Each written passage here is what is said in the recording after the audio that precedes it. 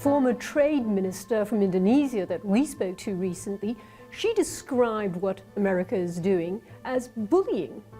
She would say that, why not use the mechanisms that there are in the WTO? That's what the World Trade Organization, arbitrations, and all the various other things are there for. Well, the government of the United States has come to the conclusion that the WTO mechanisms were not adequate. Look, here's an analogy that I use. I talk about a football game. On one side, you have the winners of the American Super Bowl. So, of course, they're in their helmets, their shoulder pads, they're ready to play their game.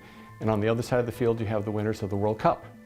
They're also there to play football, but they have a very different concept of the game. If you think about English-style football, people don't wear all that protective gear, but they're also not expecting to get tackled by someone on the other side. And because they don't have all this gear, they can be a bit more agile. So if the Chinese economy is like American-style football, think about the SOEs that receive subsidies and other types of protections from the Chinese government, competing against an American company or a European company or a Singaporean company that don't receive these protections. They can get injured. Don't get me wrong, I like American football, but it's a different style of game, and people are playing different styles even though they have the same rules. Well, the argument then would be there is nothing to stop America from gearing up and wearing also the same gear. Why doesn't it do that? Well, they could. And that's really, I think, what the discussion ultimately is about. I think that if, what would it mean for America to wear the same gear?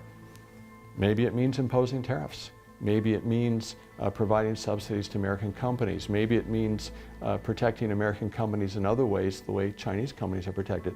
But that's not the way that the American economy has operated. It's very difficult. Both sides, if we take the analogy, which is a bit perhaps awkward, because by that argument, you're just trying to impose the kind of gear that you wear on the other side. No, not necessarily.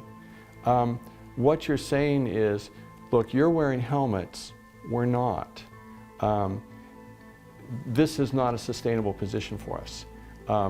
If you want to take off your helmets, then that would be welcome. But if you don't, then you'll need to expect us to take other measures to protect our players from being injured. Do you think that the current administration in America, President Trump's administration, is therefore more successful at forcing China's hand on the trade issues than other administrations? The change that you're seeing coming in the United States right now is not simply because of President Trump and his own views and his own style.